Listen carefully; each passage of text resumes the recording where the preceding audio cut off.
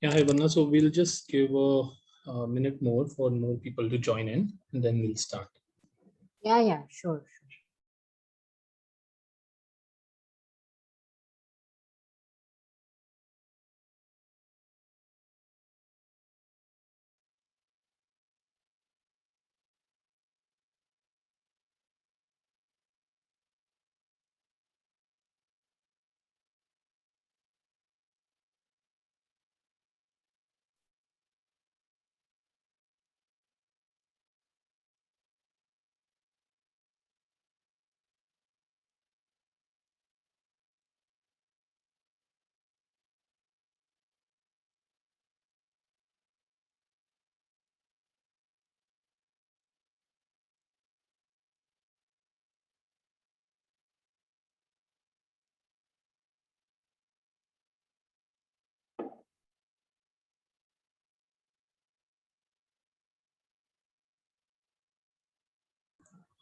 Yeah, so I think we can start, Vandana. There'll be more participants joining us along the way. So I'll just start with a quick introduction about Founders Genie. Hi, good afternoon, everyone. Thanks for joining the masterclass organized by Founders Genie. A quick introduction about Founders Genie. Founders Genie is based on the mastermind concept, which was formally introduced by Napoleon Hill in his book Law of Success, defining as the sum total of minds of two or more people who work in perfect harmony for the attainment of a definite purpose. Founders Genie peer-to-peer mentoring group is used to help members solve their problems with input and advice with like-minded founders. Founders Genie is a well-constructed peer group serves as an anchor for learning, which we provide our entrepreneurs to make their journey less lonely. The mastermind concept can help you accomplish more in 1 year than you could accomplish without it in a lifetime if you depended entirely on your own efforts for your success. While we have read about it, we have had the good fortune of experiencing it through our platform. Founders Genie is built on the three pillars of high quality, quick solution, and cost effectiveness. Its primary objective is to find solutions to any given real life problem. You can hire pre referred talent, look for mentors, explore synergies, find industry specialists and experts, and yet be free of spam messages. We are happy to announce that Founders Genie provide you access to the solution at your fingertips via our application. To join Founders Genie, we request you to scan the QR code on the bottom left of the screen, which will take you to our website or a Google Form link. Please fill in the form and we will get in touch with you. We are happy to provide you with a complimentary membership of Founders Genie till November 2021. So you can quickly scan the code on the left side and it will redirect you to the form. And I would also request Harsh to put up a direct link on the chat box. Also, if you're an experienced industry veteran who is looking to help and guide startups, we will be putting a link to register as a mentor also. Request you to complete the registration as a mentor and we will get back to you if there is a fit. Harsh, you can also put in the link for the mentorship. Now I would hand it over to Harsh for a quick app demo. Thank you. Thanks, Divyansh.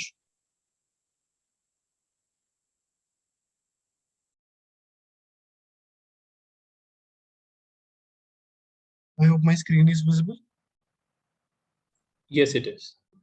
All right. Very good evening to everyone present on the call. Today, I'll take you through the Find a Mentor feature of the app. So in case you're looking for a mentor, you can now find a mentor directly on the Founders Genie app. To opt into the Sathi mentorship program, just go to your More section and click on your profile. Here on the top right corner, you will see a Edit Profile button. Just click on it. Once you do, on the top of your profile, you'll see an Opt to be a Mentee button. Once you tap on this button, there will be a few details that you'll have to fill in before opting to be a mentee. Once you fill in all the details, just click on this green Submit button. And now the Find a Mentor feature should be enabled for you.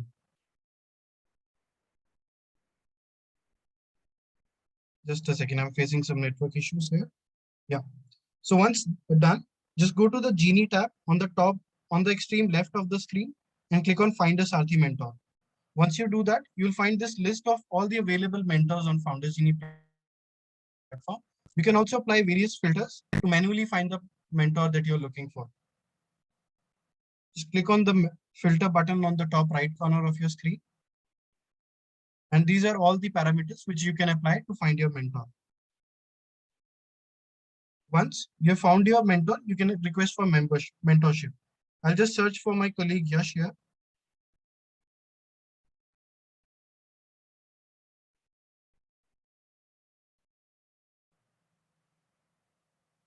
Yeah. Just click on request mentorship. It'll ask you to give a brief description of your mentorship requirement. For example, I'll write need help in digital marketing.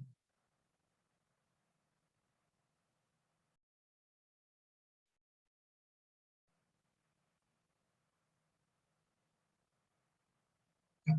So it says mentorship request submitted successfully. You can also tap on the profile of the mentor to view more details about them. And once the mentorship request is accepted by the mentor, you'll get a notification saying mentorship request accepted. And then you'll also be able to view their contact details and reach out to the mentor directly. So you can call or message the mentor directly through the app. That's it for the mentorship demo. Back to you, Divyansh. Thank you. Thank you, Harsh.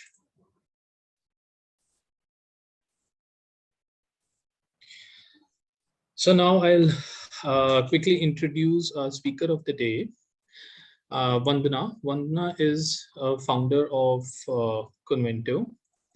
Vandana is a versatile and dynamic professional with over 20 years of experience in investment banking and venture capital arena, and founded Convanto, a boutique investment banking firm focused on fundraising and consulting early-age startups.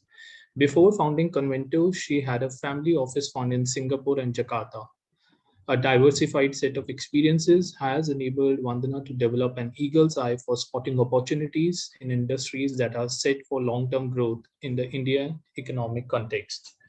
She is also passionate about helping businesses reach the right people and fulfill their business requirements. She is highly organized and detail-oriented professional with a large network of VC funds, angel investors, and family offices. And her vision of driving a two-way value innovation exercise has helped her create trust with most of India's market investors. She worked as an investment banker and advisor to family offices and angel investors in Jakarta, Indonesia, helping startups in fintech, B2B tech, all the way to consumer startups raise funds and providing them with a range of services such as fundraising, marketing, and growth advisory. And currently, she is an advisor to Loyal VC and connected with 200 investors globally. Vandana has also been announced as a top 10 women in leaders wealth management 2021 as per Women Entrepreneur India. Vandana, welcome you for today's session. Over to you. Thank you so much, Divyansh, for having me here. I'm truly grateful to yourself, Founders Genie, Yash, Harsh, Anchal Gupta, the entire team of Founders Genie for having this kind of webinar that gives a lot of insights to each and every one of you and some sort of guidance wherein you can get to know a lot of things where you might be going slightly wrong in your journey of entrepreneurship. Before I start the session, I would first like to introduce myself. I've already been introduced by Divyansh, but I'll just introduce myself again. I was in Singapore and Jakarta for 15 years in investment banking. I had my own family office there. I worked as an investment banker and advisor to family offices and angel investors in Jakarta, Indonesia, helping startups from a diverse background from fintech, B2B tech, all the way to consumer startups. I was raising funds for them and providing them with a range of services, just as Convanto does today. After 15 years of staying in Singapore and Jakarta, I came back to India. I did investments for a bit, then returned to advisory. That is when Convanto was founded. Today, Convanto is one of the most well-known boutique investment banks in India, led by a female founder. I'm also a venture advisor with Loyal VC, the INSEAD-led Canadian VC Fund, having a core portfolio of over 160 investments in more than 35 countries. I'm also a partner with GST Venture Studios, a Silicon Valley-based venture builder. And over the years, I have arranged funding for startups and growth stage companies in diverse sectors like EdTech, FinTech, consumer, B2C, B2B, agri-tech, health tech, food tech, disruptive tech, and deep tech, as well as non-tech sectors. I would recommend all of you to have a look at my website and go through the wonderful testimonials written by my clients. This month, I'm nominated as the top 10 women leaders in wealth management 2021. My expert opinions is sought by leading business news channels like VCTV, Business World. I have participated in 155 talks all over the world, which can be viewed on YouTube and VCTV streaming sites. Now I'm connected with 300 investors globally. We pick up global deals. We are sector agnostic. Typically, we do $1 million to $35 million. And once again, thank you for having me here. Now, coming to today's topic, first of all, when the pandemic hit us, many of the CEOs, CFOs, CXOs, they lost their jobs and they didn't know, how to get into entrepreneurship and what are the skills required for it. Some of the basic things that I would like to tell you today is that always have a WhatsApp story related to your business. Have a Facebook story related to your business. Have a LinkedIn story related to your business. These small tools can really help you, kickstart your business. Naturally, you might be having a good network on your phone book of at least 1,000 people plus and above. Now, everybody does go through WhatsApp statuses, especially if it's related to business. So use these tools given by WhatsApp, Facebook, LinkedIn, Instagram to enhance your business. It will really help you. I think many of you over here are founders, investors, already worked in several corporates. I'm not saying that I'm an expert, in this field or I know all about this field. I'm sure many of you know more than me. So it's just that I have compiled some things based on my 20 years of experience, which I feel can help you all to go through this journey and get success very, very easily. Now, before I start, I wanted to show you this book. I'm not sure if it's visible or no. The book is called Power of the Subconscious Mind. All of you should really, really read this book. Why do I recommend, in all my talks to read this book? This book gives you a lot of insight to stay positive and gives you a right direction and keeps your mind in center, gives you a lot of clarity as to how to go about when you are first getting into this journey. Now, without further delay, I would like to just share my screen and start up with the PPT that I have developed for today's topic.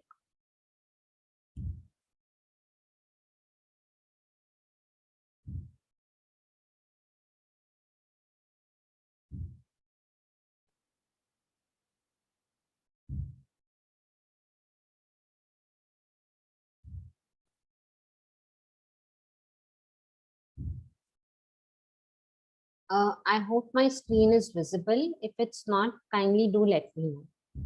Yes, Vandana, it's visible. Okay. So what is today's topic? Today's topic is successful entrepreneur skills. Now, failure is the stepping stone to greatness. At some point, we all experience different kinds of failures in our journey towards excelling our business. Failure is important because it teaches us a lot of lessons. but I have compiled this PPT and given some tips that might help you, not to fail so easily, but get more success each time you get into these small skills. As my background has already been explained, I will just skip through these 2 slides. Now, the first slide is entrepreneur skills that determine success despite apparent hardships in a business. Now, no business is perfect. All business have different kinds of hardships that one goes through. Just like no person is perfect or no job is perfect. Now, how do we come out of these hardships is a transition that one needs to look into. The first is exceeding conventional beliefs. Now, what is exceeding conventional beliefs? I'll share my own example. I always wanted to do something unconventional. I wanted to get into the finance field. I wanted to step into a slightly male-dominated industry, the finance industry. I wanted to have my own investment bank. So I totally believed in what I'm doing.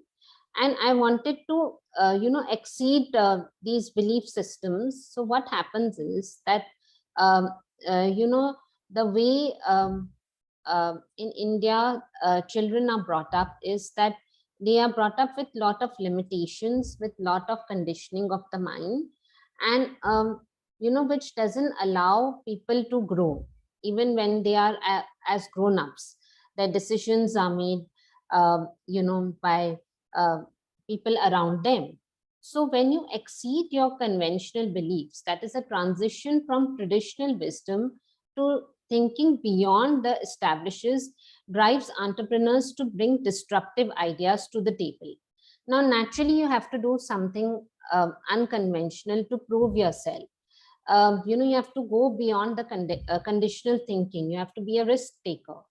Being independent thinkers makes an entrepreneur willing to take risks while having consideration the possible consequences and being ready to handle them.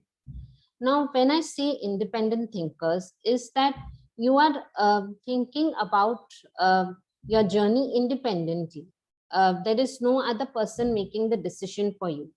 I have noticed many women entrepreneurs, their decisions are made by their husbands, their brothers, or their fathers.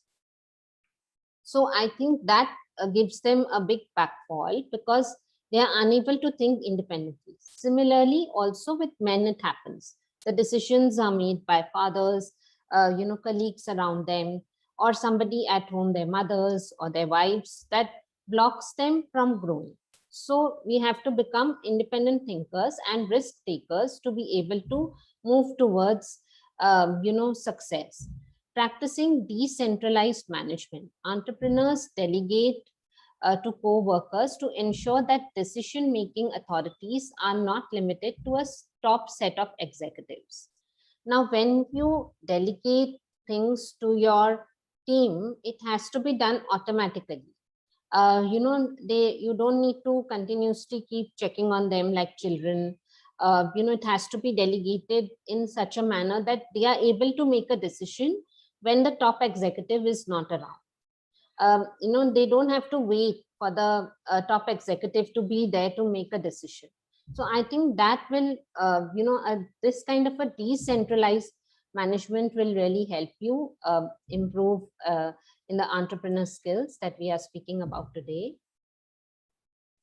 Now, what does an entrepreneur need to be?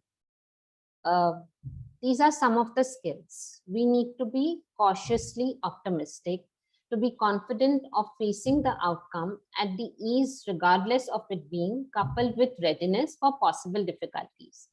Now, what is being cautiously optimistic? Being optimistic and making wise decisions. To give you an example, we had done investments for a company wherein the founder, instead of using the money for investments, bought a car. So that kind of thing is not acceptable at all. Another founder treated cancer with the investment money. The money is the hard-earned money of the investor. given to the company for business. It cannot be used for personal needs. So we need to be optimistic and wise in the way we manage things in an environment. I have seen a lot of people, a fear of making decisions. They having a fear of moving one step forward because they're always thinking negative. So I think that needs to change when you are an entrepreneur. Tenacious, to be determined to achieve your goal, and unwilling to give up until you do. Now you have to set goals for yourself and for the startup that you are in or the company that you are in, because only you can set goals for yourself and you have to be determined to achieve those goals. I can share my example here again. So 7 years back when I came in India, I heard a lot of comments, and that, maybe she's not business savvy, she has kids, how will she manage? And a lot of other comments which were not related to work. Now, I did not focus on those. In my various articles also, I've written that. I just focused on the goal, my goal. And I wanted to achieve in silence and I didn't want to give up. So I think you have to be determined in that way. Now, in terms of idea stage startups, I think you need to have a mentor, an advisor on board who can guide you as to whether your business plan that you have made is even correct or not. So, don't take this statement in a contradict manner that, you can just be sticking to some idea that you are not able to achieve. If you need to pivot as an entrepreneur, if something is not working. But at the same time, if you have set goals to achieve something, you have to be unwilling to give it up easily. If you believe that, no, I believe this technology is disruptive and it's going to work, and these are the problems that I'm solving. It's always good to take advice of a senior mentor, an advisor on board. Also having a complementary team, having an operational team, having a marketing team, having a good finance team with a CFO on board who can actually help you manage your money is a very great thing to do in a startup.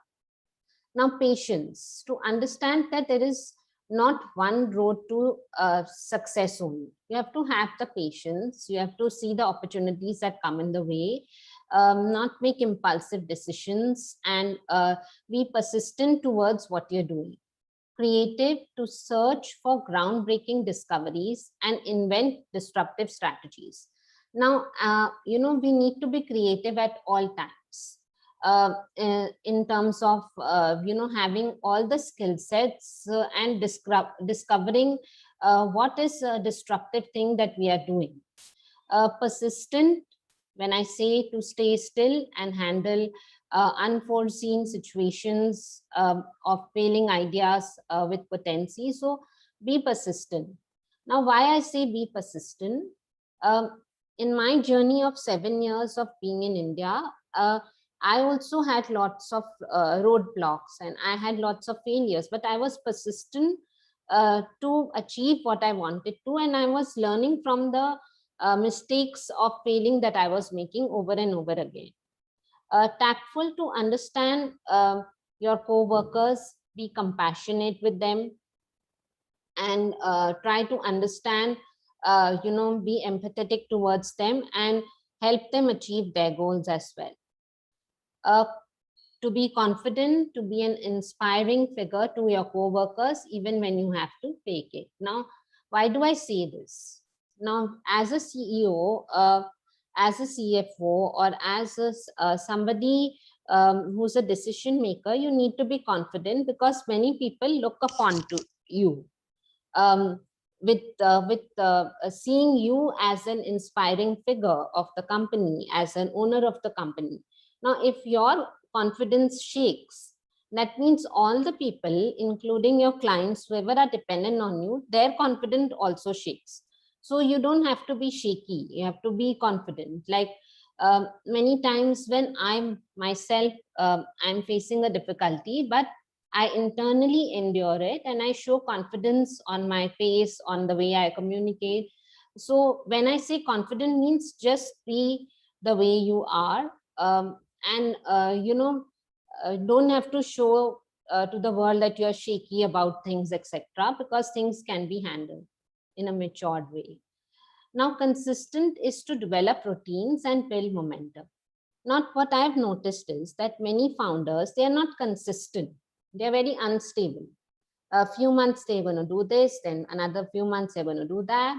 So if you're not consistent with one thing and you don't keep practicing that one thing, it's like driving or cycling or swimming, or doing maths. When we tell the children that, you have to keep doing it to get the hang of it as to how it is done efficiently. So if you're not consistent at one thing and you keep changing things, then you're going to have a lot of instability in your life, which is not good for the mind as well. Critical thinker, like to address situations with all available facts and information. Now, it's very, very important when you're at a senior position that, you are a critical thinker, that you're able to address everything, and foresee circumstances, what's going to happen if this happens, and have a plan B, C always ready.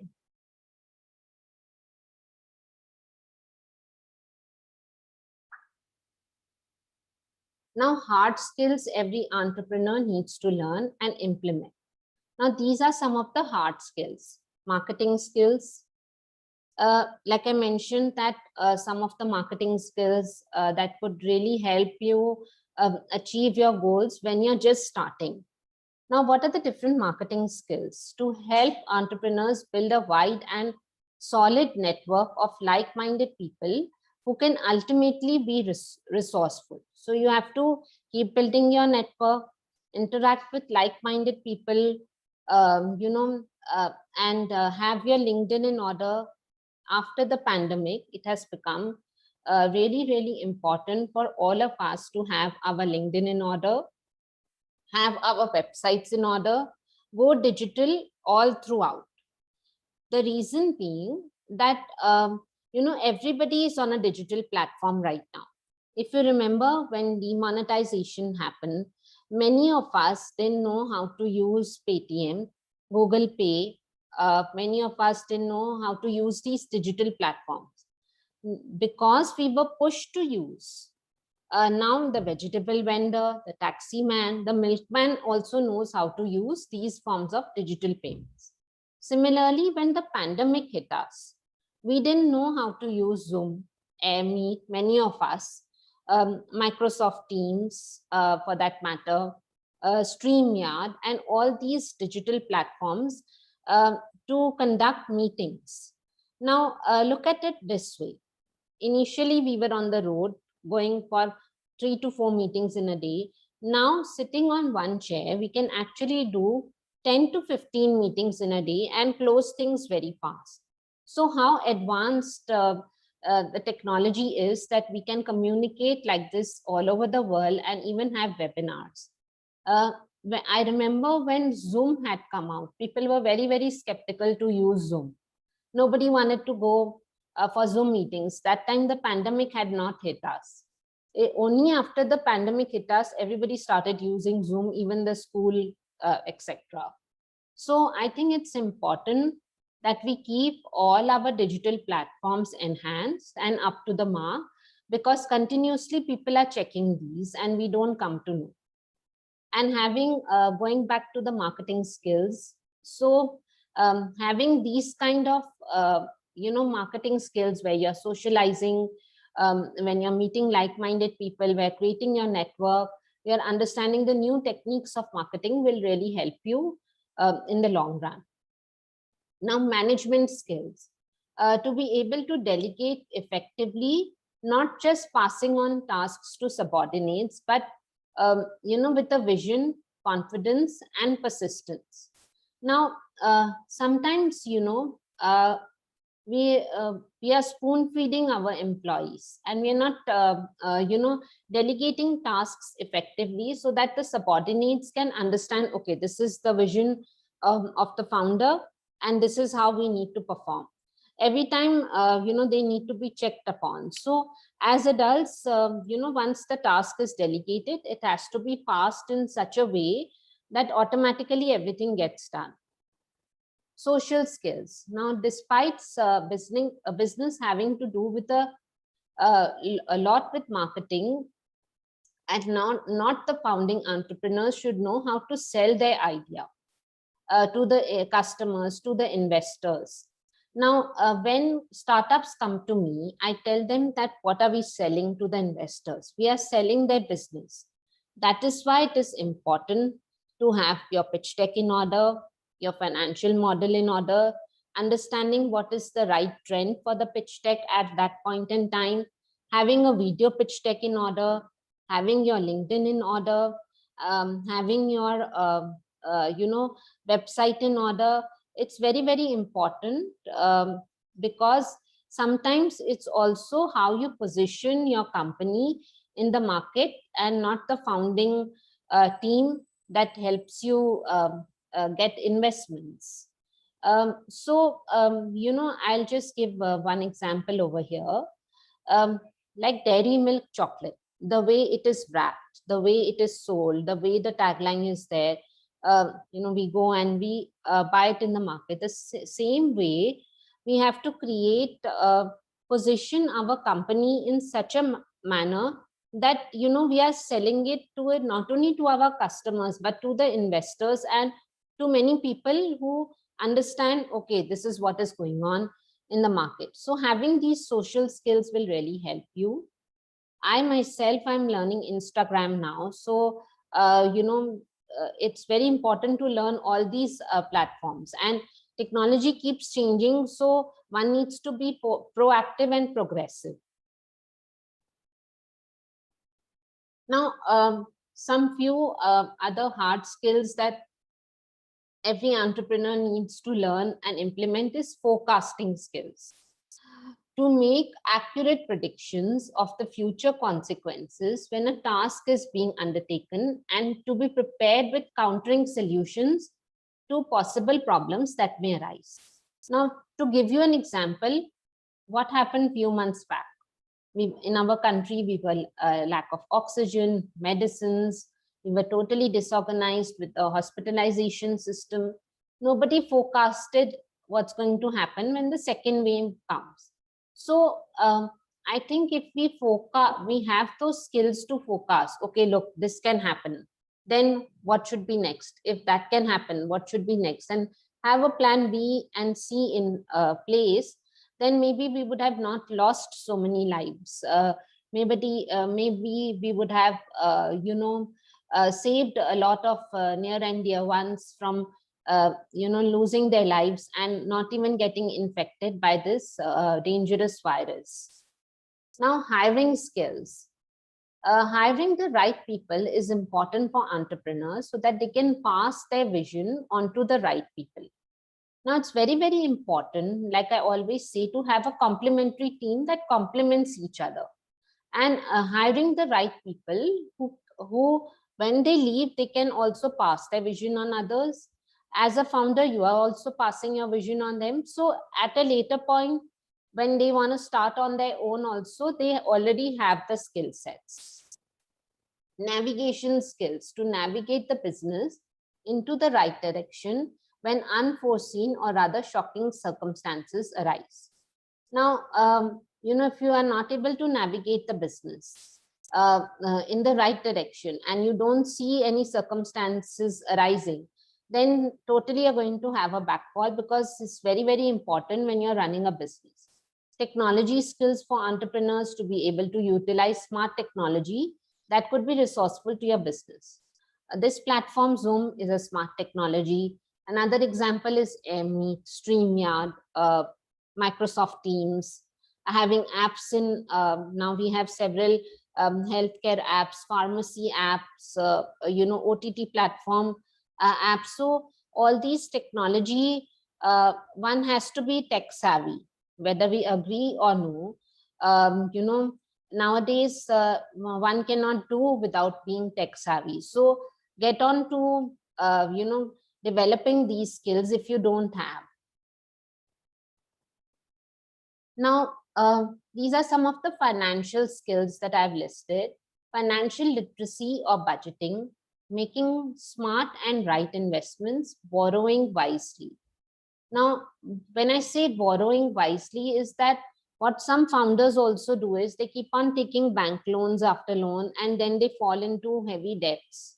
So even when we are borrowing, we need to borrow wisely, and that uh, we should not fall into a situation where we have to borrow from anybody. And always we need to keep the personal and business finance separate. Like I mentioned about that founder earlier who bought a car with the money, or who treated cancer with the investor's money, which is really, really unethical and not acceptable. Everything, the expenses of personal and business need to be separate at all times.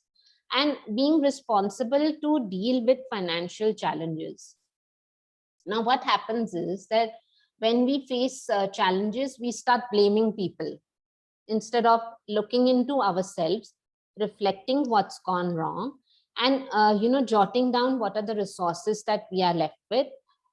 We just start blaming and throwing negativity among each other. So we have to be responsible when we are dealing with financial challenges, which everybody goes through at some point, and take inspired action as to what you need to do next. Now, delegation. Now, the key to effectively leading, directing, managing, and controlling people to work in an organized manner. An entrepreneur is a leader to many, and leaders don't find their way to make people work through micromanaging. The tone is, rather set by these 4 skills that I've mentioned here. Now, micromanaging, what I've noticed is that CEO, founders, everybody likes to micromanage a lot, and they forget to look at the bigger tasks. Even when at home, I have seen people who are running their home successfully, they want to do a lot of micromanagement, and in which they forget to look at the larger picture. So you have to delegate tasks in such a manner that you don't need to micromanage. And it is actually not good to micromanage also. You have to just ignore some things and let go, and trust that people are doing the work correctly. You have to build your trust between your employees and yourself. Now, what are the skills? Forecasting skills again, to make accurate predictions for the future consequences when a task is being undertaken, and to be prepared with countering solutions to possible problems that may arise. Again, technology skills. What happens is when we are working in corporates, even at homes, all of us, we don't actually tell each other what our skills are. We actually are continuously pointing out each other's mistakes. How many of you who are here, later I'm going to ask you when we do the question answer session, that actually when you're working in an organization, you go and tell a friend, you have this skill, I think you should go and pursue this, or enhance the skill and work towards it. Even at home, how many of us tell our spouses, how many of us tell our brothers or sisters or whoever we are staying with, that do you know you have this skill? Actually, you can actually do these many things with it, instead of continuously criticizing people around us. So I think when we inform people, sometimes we don't know what our skills are. Somebody needs to point out them to us. So when that is pointed out, I think you actually start reflecting on it, and you can maybe do something really good in the business which you had never thought of. So again, technology skills, hiring skills, navigation skills that I spoke about earlier, where micromanagement should not be required. And with these skills, everybody should be able to work around their business. Now, skills that distinguish an entrepreneur from an employee. Entrepreneurs live for risks while employees fear away from taking them. I have seen CEOs, CFOs, presidents, vice presidents of the company, uh, you know, uh, after working for several years in a company, accomplished so much, when a point comes when they get tired of all that and they want to shift to something different, they get very fearful of taking risks to move on something from their comfort zone, because that thing has given them so much comfort that they don't want to move away from their comfort zone and have a risk and create a startup and jump into it. Entrepreneurs make and break plans while employees merely follow them. Entrepreneurs plan on making money while employees care about getting the money at the end of the month. Entrepreneurs specialize in everything associated with their business while employees restrict them to departments. Now, this is very important thing that I wanted to highlight. As a founder, it is very important for you to have all kinds of skills, all rounder. So this will help you run your business really well. But when you're an employee, you're just restricted to one department, like a finance department only, or a social media department, or operations department, where you need to handle just one thing continuously. Though you do become expert in that, but you need to develop other skills also, because at some point you might need to have all the skills. And be wanting to do, start your company on your own. Entrepreneurs create direction while employees seek a path. Now, a successful entrepreneur is a person with a plan who exactly knows what they want to do and how, having a clear vision. Now, I'm just giving you my example. I never wanted to work under somebody. I always wanted to work for myself. I wanted to be, run my own show the way I want. I used to feel boxed in when I used to work for people, so everybody goes through different things. So I'm just sharing my experiences for you to learn. Entrepreneurs need to identify their desired goal and create a stable vision, not just for themselves, but for anyone associated with the business. It drives and reminds everyone with the purpose behind their perseverance. Now, having a certain business plan to achieve the vision. What I've noticed is startups don't make business plans. They don't want to invest in pitch decks, financial models, business plans. How will they be able to visualize as to what is coming forth after they make the business plan? So when they create this kind of a business plan, knowing the vision of their business, working towards it with consistency, persistence, with emotional intelligence, critical, having emotional intelligence, how will they be able to move towards what they want to achieve? So I think it's very, very important. Investors do look at the drive in the person. They look at the skill set. They look at a founder with a calm and composed mind, not making decisions based on emotions like anger or, other emotions that come during our work related stuff. So I think it's very, very important to plan things before we start and visualize and then move on with the flow. So I think I'm done with all the points. We could take up the questions now and hope all of you enjoyed the PPT. Sure, Vandana. So I would request everyone to put up if they have any question related to the presentation on our Q&A section. So Vandana, we'll start with two questions which we have got for now. One is Naveen Jain, who wanted to ask that who was the author of the book that you showed at the starting. Dr. Joseph Murphy. Dr. Joseph Murphy. The book is called Power of the Subconscious Mind. This book has helped me achieve what I've achieved today in my 7 years of journey. So that is why I recommend all founders to read this book. It not only helps us with our business, but it helps us with our relationships in terms of business relationships, relationships with our employees, relationships with our subordinates, and also it helps to somewhat in our personal relationships. Great. Sujit Shah asked that what is the mechanism to track the work of our employees? Once this system is in place, the delegation would be quicker. There are lots of things. Now we have Google Docs, we have Google Excel sheets, we have Google, everything is on Google shared documents.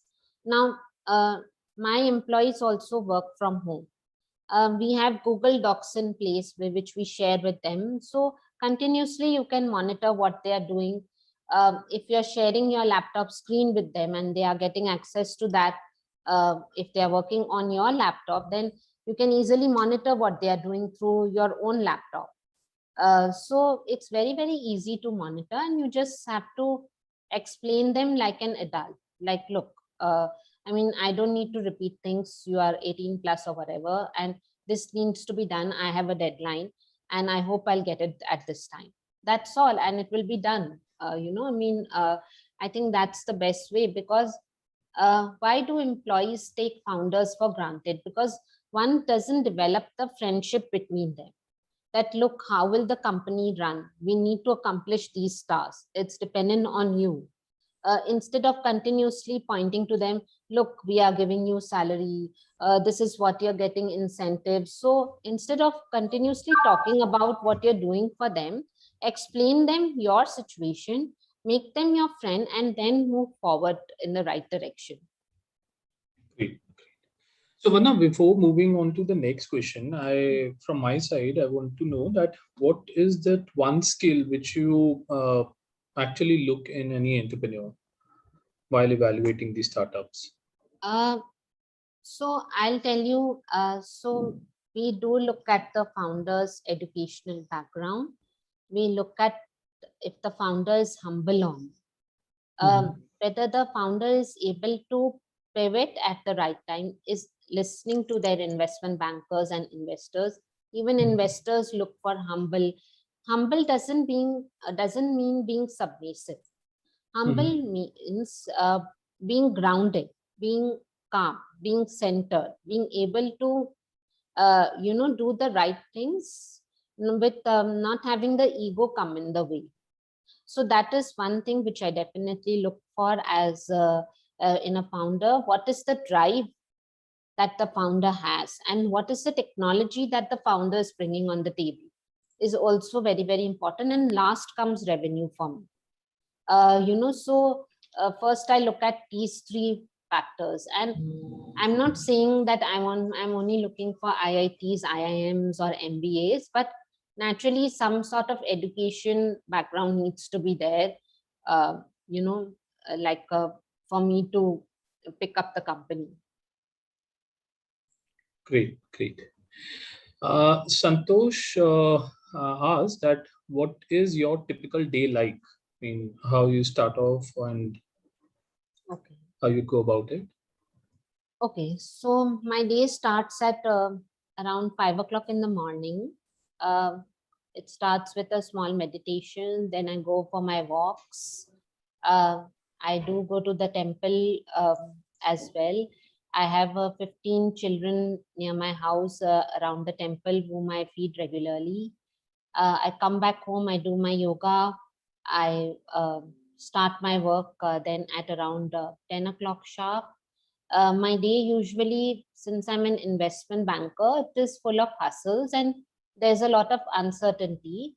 Morning time is usually consistent, but night sometimes goes on with a broad client still, sometimes 3 a.m., etc. So it's filled with hustles, with meetings, with webinars. It's just simple, in simple words, nothing much to say beyond that. Vandana, I also have a question. So you talked about delegating stuff to juniors and basically so that they can take a responsibility in your absence. Yeah. So how important is to create the second line of defense? And is it something that is only important for large organizations, or is it something that everybody should implement, whether it's a large or a small company? I think everybody should implement. See, ultimately, they also understand that there is some things that need to be delivered on time. Like, I'll just give you my example. I have to give weekly Excel sheets to my clients, the deals that are going on. So we have to finish those Excel sheets on time and give it to the clients so that they know what work is done in the entire week about their company, etc. So we have to accomplish that. I tell my employees, look, we have to do it on time. It has to be submitted this way. Otherwise, the client is not going to be happy. We have to explain them that even what they are getting is because of the clients. If our clients are not happy, then how will we run our show? So when we explain them things like how we would explain a family member, they do understand, because ultimately they are also want to achieve goals, and incentivizing them is really important. Like, I'm not sure, how many of you would want to give transportation to your employees or food when they come? Being a little bit extra generous at times and being kind, and having that thing that, okay, they have come from far away, maybe we should provide some food, or maybe we should give them some level of comfort instead of just continuously pulling them up. And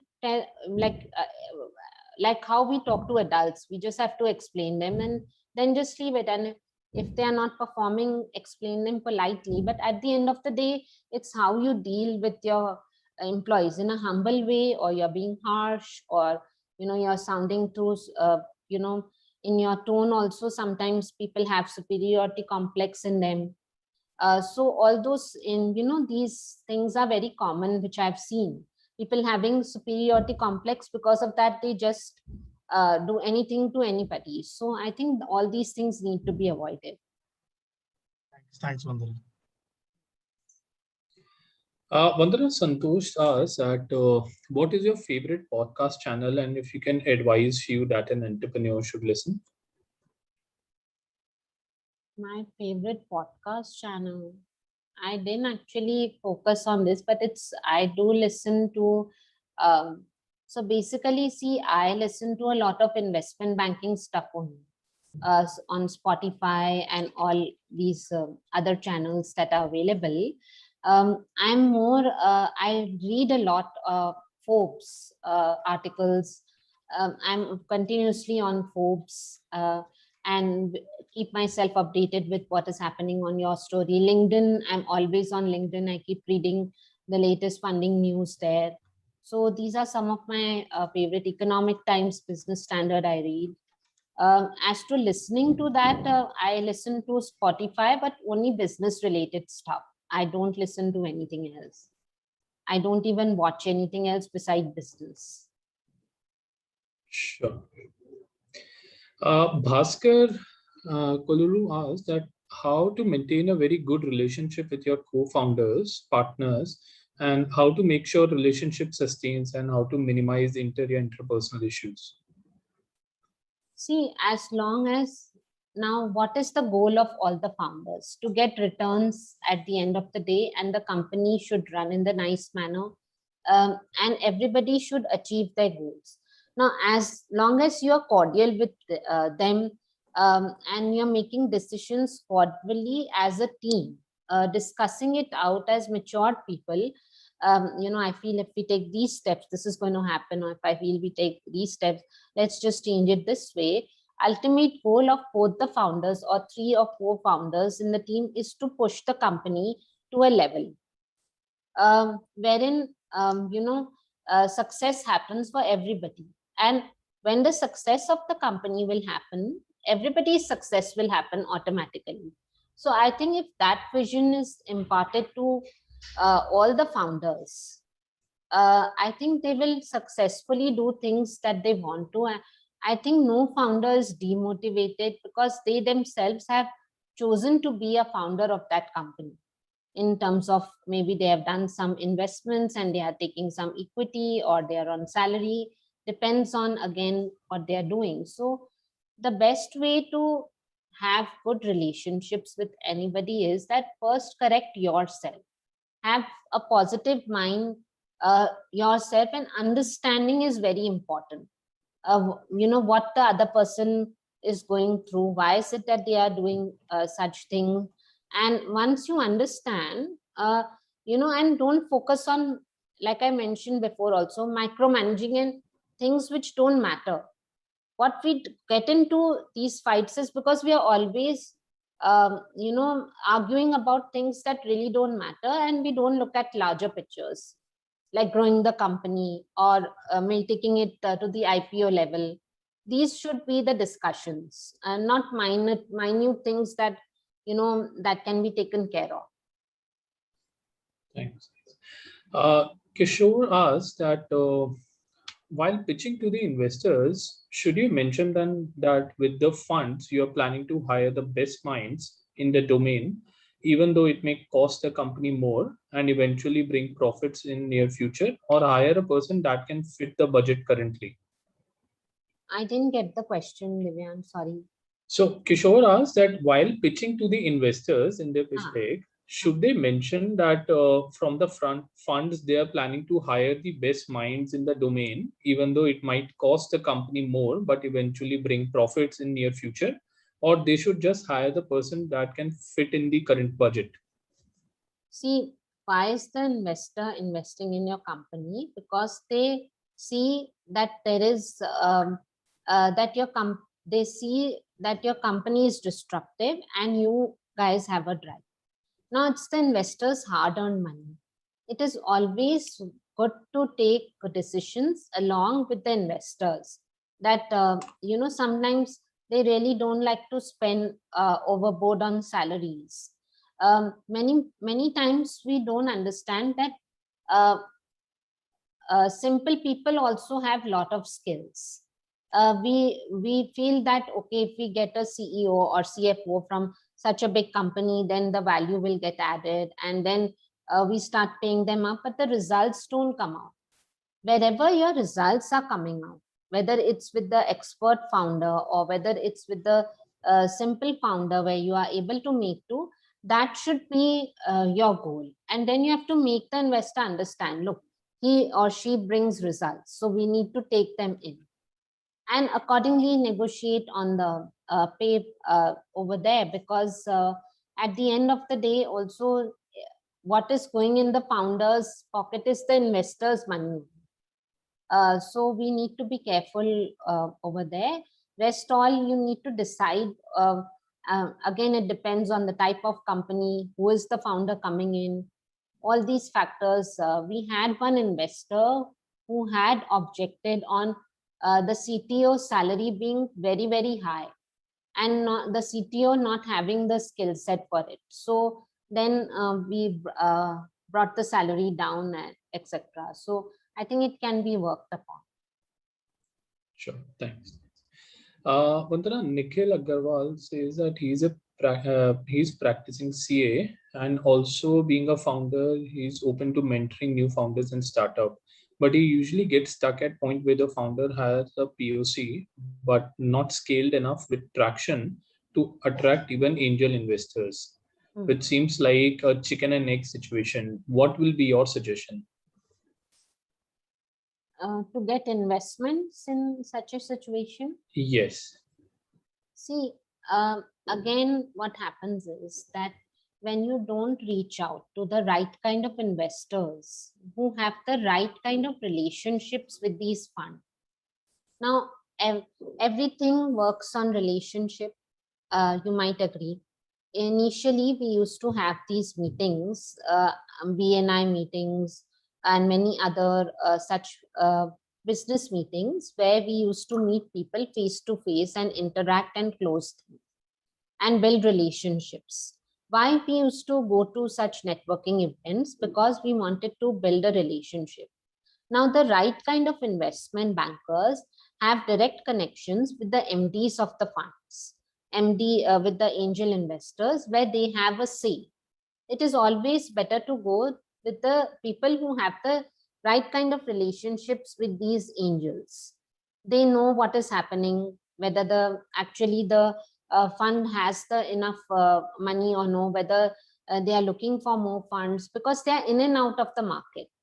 And when they send a mail or when they send a WhatsApp or a call these investors, they are playing on their relationship for your startup. So it is very, very important to have hired the right kind of people.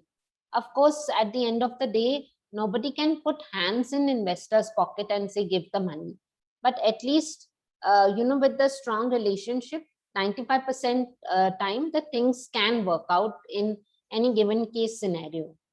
And one needs to take a call always, that even if it's a chicken and egg situation, somewhere you need to take a call that what you want to do next, and you have to move. You cannot be stuck at one place and not move this way or the other way. Thanks, Vandana. So Vandana, we are at the closing of the session, so I'll just take one more question from Lakshmi Narayan. He asked that what are crucial success yielding points normally not seen by many while taking up a franchisee? So again, when you take up a franchisee, do you check whether, say for instance, it's a chai store franchisee. I'm just giving a hypothetical example. How much does the chai store work? Have you gone and checked with the other stores that how much income they are making, whether it actually works, whether the recipe is fine or no? How is the founder's background? When from whom you're picking up the franchise, whether the brand name has a value in the market or no, has it been marketed well or no? So there are lots of factors that you need to take into consideration. And again, depends on type of franchisee you're picking up, whether it's clothing, whether it's a restaurant, whether it's, fast food joint. What is it again? Sure. Thanks. So thank you, Vandana. Just one more thing from Koteshwara Rao. One more time, he would like to know the title and author of the book. The title of the book is The Power of Your Subconscious Mind, and it is written by Dr. Joseph Murphy. Now, the essence of this book essentially is that what we put in our subconscious mind, we get that back as a result of what we have put in it. So subconsciously, we put things on our mind. Like, I'll just give you a small story. There was a lady, she continuously had fear of a burglar entering into a house. And actually that happened. Now, why did that happen? Because she had actually put that in our subconscious mind. That this is going to happen.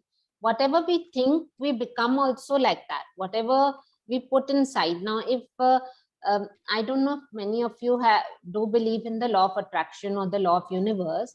What we say, even what we speak, we get that back. Like when we are going somewhere in a car and we say, maybe if we go here, this is going to happen, and it actually happens, because the universe is giving you back what you're talking and speaking and thinking continuously. If you talk positive things, positive will happen to you. If you continuously dive into negative stuff, negative will happen to you. Thanks a lot, Vandana, for the lovely session. And thanks all the participants. I would once more remind you that the membership to the platform of Founders Genie is complimentary till November 2021, and they can scan the QR code at bottom left. And Harsh from our team has also put in the link in chat box. Also, you can reach out to Vandana through Founders Genie platform. She is already as a mentor on our platform, so she'll be able to guide you and help you in your startup building process. Thank you, Vandana, for your time. Thank you, all of you. Have a good Saturday evening and stay safe, happy, and strong. Bye. Bye. We'll keep the link and slide open for next 2 minutes for anyone to join. Could I drop off? Yeah, Vandana. Thank you. Thank you.